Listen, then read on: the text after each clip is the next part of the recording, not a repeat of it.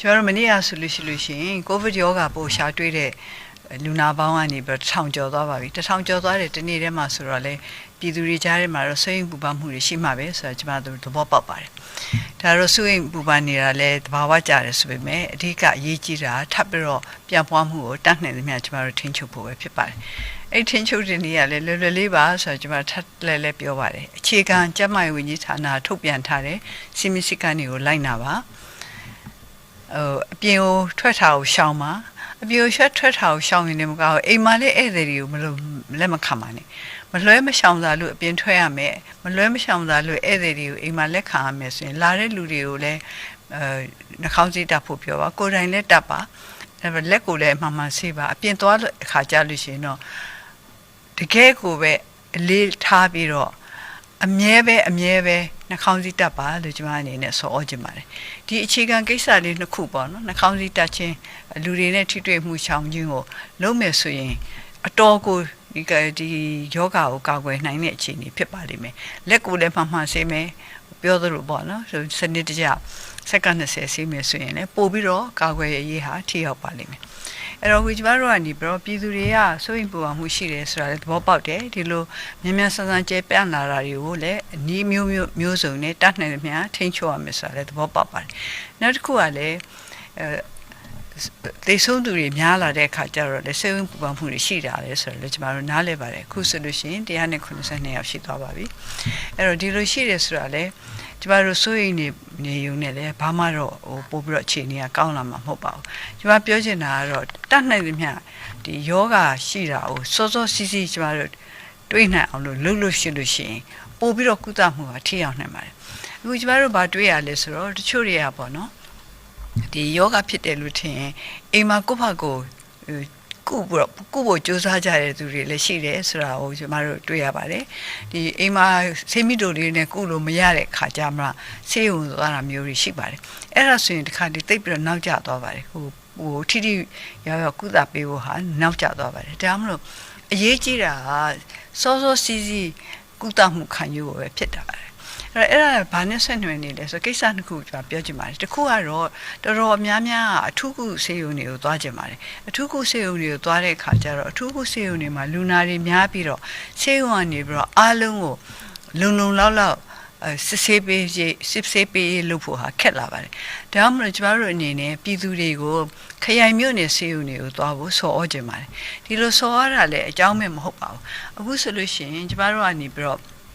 antigen test case kit ပေါ့နော်မြန်ဆန်နဲ့ယောဂပိုးရှိမရှိကိုစမ်းသပ်နိုင်တဲ့မှန်ကန်စမ်းသပ်နိုင်တဲ့ပစ္စည်းဆေးဝါးတွေကိုအခုတောင်ကိုရီးယားနိုင်ငံကနေပြီးနိုင်ငံတော်ကနေပြီးတော့တသိန်းမှာထားပါတယ်တောင်ကိုရီးယားနိုင်ငံအစိုးရကလည်းဒေါ်လာ9သိန်းဖို့လှူမှာဖြစ်ပါတယ်အဲ့တော့ကျမတို့ဒီဟာတွေဟာရပ်ပိုင်းတွင်းနိုင်ငံတွေကိုရောက်ပါမယ်ခရိုင်နဲ့မြို့နယ်ဆေးရုံတွေကိုကျွန်တော်တို့ဖြန့်ပေးပါမယ်အဲ့တော့ခရိုင်နဲ့မြို့နယ်ဆေးရုံတွေမှာဒီယောဂပိုးရှိမရှိကိုထိထိရောက်စစ်ဆေးပေးနိုင်မှာပါအဲ့တော့ဒီခရိုင်နဲ့မြို့နယ်ဆေးရုံတွေမှာကျွန်တော်တို့ရဲ့ပုဂ္ဂလိကဆေးရုံဆေးကားများနဲ့မြန်မာနိုင်ငံအထွေထွေယောဂကုဆရာဝန်များအဖွဲ့အနေပြီးတော့ဝိုင်းဝန်းပြီးတော့တအားသမျှကူညီဖို့လဲကျွန်မမေတ္တာရပ်ခံချင်ပါတယ်ဘာဖြစ်လို့လဲဆိုတော့ပြည်သူတွေကိုတည်တည်ချာချာစစ်ဆေးနိုင်ဖို့အတွက်ခရိုင်နဲ့မြို့နယ်ဆေးရုံတွေကိုသွားစီခြင်းနဲ့အဲ့ဒီမှာလဲလုံလောက်တယ်ကျမတို့လိုအားလဲလိုအပ်ပါတယ်ဒါမှမဟုတ်ကျမတို့ရဲ့ပုဂ္ဂလိကပိုင်းဆိုင်ရာကျန်းမာရေးဝန်ထမ်းများဆရာဝန်များကနေပြီးတော့ဝိုင်းဝန်းပြီးတော့ကူညီပေးစီခြင်းပါတယ်ဒီလိုစစ်ဆေးတဲ့အခါမှာပိုးတွေ့တယ်ဆိုလို့ရှိရင်မှတန်းပြီးတော့ကျမတို့ကနေပြီးတော့ကုသရမယ့်ဆေးရုံတွေကိုပို့ပေးလို့ရပါတယ်စောစီးပို့ပေးနိုင်မှာဒီယောဂအခြေအနေမဆိုးဝါးတော့အောင်လို့ပို့ပြီးတော့ထိရောက်ကျမတို့ကနေပြီးတော့ကုသပေးနိုင်မှာပါယောဂနည်းနည်းလွန်သွားမှသွားတယ်ဆိုလို့ရှိရင်ဒီထိန်းချုပ်ဖို့ကုသဖို့ဆိုတာပို့ပြီးတော့ခက်သွားပါတယ်နောက်တစ်ခုကလည်းကျမတို့ဒီလိုစောကျမပြောတာပေါ့နော်အိမ်မှာကိုဖာကိုကုသနေတယ်ဆေးမီတိုလေးတွေနဲ့ကုသနေတယ်အဲ့လိုကုသဖို့ကြိုးစားတယ်ဆိုတာဘာနဲ့ဆက်ဆက်နေလဲဆိုတော့အခုဆိုလို့ရှိရင် online မှာရောပေါ့နော်သတင်းတွေကပြတ်နေကြတယ်တချို့ကျတော့လည်းစေနာမှန်နဲ့တင်တာပါတချို့ကျတော့လည်းလူများရှိရကြားတာကိုတဆင့်ပေါ့နော်နည်းနည်းလေးတော့တာဝန်မဲ့တာပေါ့တာဝန်မဲ့တယ်ပဲပြောရမှာပေါ့တဆင့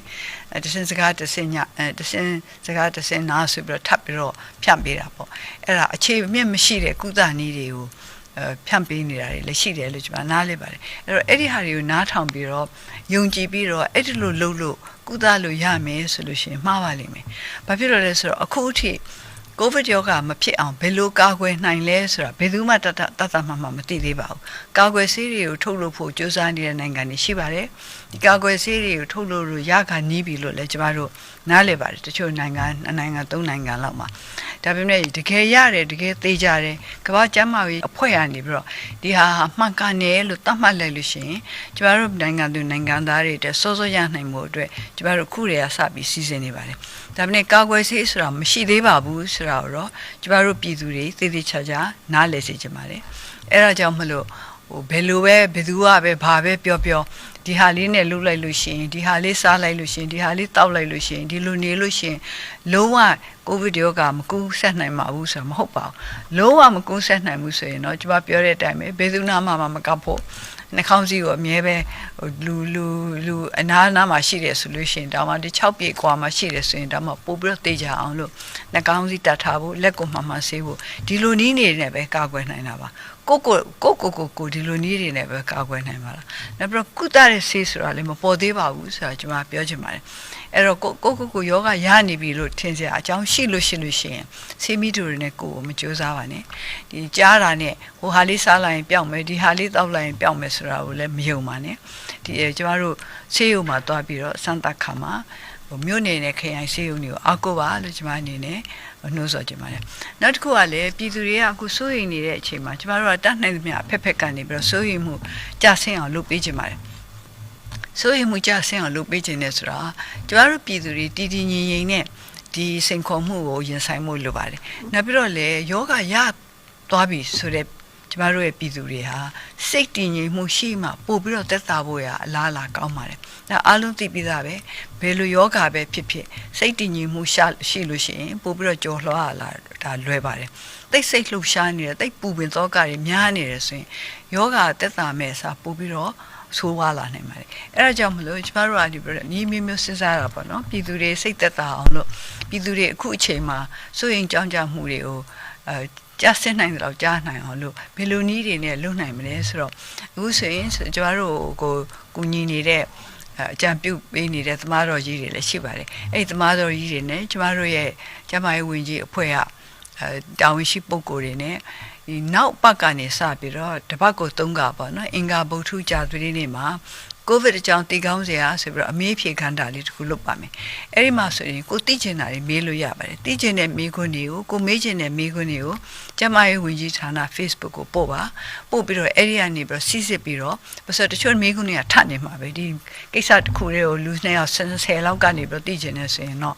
အဖြေတစ်ခုတည်းနဲ့ပြီးတာပေါ့နော်အဲ့ဒါစီစစ်ပြီးတော့ဒီအဖွဲ့ကနေပြီးတော့ဖြေပေးပါမယ်ဒီလိုဖြေပေးတဲ့အခါမှာတိတိကျကျပေါ့နော်ကိုကဒီအခြေအနေကိုသိရအောင်လို့ဥပမာအဖြစ်ဆိုရင်ဒါစားလိုက်ရင်တတ်တယ်ဆိုတာဟုတ်ပါသလားပေါ့နော်စသဖြင့်အဲ့ဒါဆိုရင်ဖြေပေးလိုက်အဖြေရပါလိမ့်မယ်ဒီလိုလွတ်လို့မရဘူးနောက်ပြီးတော့လည်းဘယ်လိုနေရမယ်ဘယ်လိုထိုင်ရမယ်တကယ်တော့လည်းတစီမစီကနေထုတ်ပြန်ထားပြီးသားပါတိုးတော့လည်းပို့ပြီးတော့လေးနဲ့အောင်လို့ပြောပြစီခြင်းနဲ့ဆိုလို့ရှိရင်လည်းဒီသမားတော်ကြီးများဟာပြောပြပါမယ်အဲ့တော့ဒီအစီအစဉ်ကပြည်သူများမှန်ကန်ကိုယ့်ရဲ့ယောဂရှိနေပြီဆိုရင်ဒီကိုယောဂကိုရင်ဆိုင်နိုင်မှုအတွက်မရှိသေးဘူးဆိုရင်ယောဂမဖြစ်အောင်လို့ကာကွယ်နိုင်မှုအတွက်ဒီလိုအစီအစဉ်တွေကျမတို့လုပ်ပေးထားတာဖြစ်ပါတယ်နောက်တစ်ခုကလည်းကျမတို့ဒီ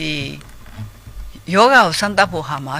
fever clinic တွေပေါ့နော်အဖျားရှိတဲ့လူတွေကိုပဲစမ်းသပ်ဖို့အဲ့ဒီဟာတွေလည်းကျမတို့ပို့ပြီးတော့ကြဲပြန့်လုံနိုင်အောင်လို့စီစဉ်နေပါတယ်ဒီခရိုင်ဆေးရုံတွေမြို့နယ်ဆေးရုံတွေအပြင်ပေါ့နော်ကျမတို့ fever clinic တွေကဘယ်လောက်များကြဲပြန့်ထိထိရောက်လုံနိုင်မလဲဆိုတော့ကျမတို့ရဲ့လုံအားတွေပေါ်မှာအခြေအနေကြည့်ပြီးတော့ကျမတို့စီစဉ်နေတာဖြစ်ပါတယ်ဒါကြောင့်ကျမတို့ပြည်သူတွေဟာစိတ်ငြိမ်ထားပါအရင်တုန်းကသတိမထားခဲ့လို့သတိသိပ်ပြီးတော့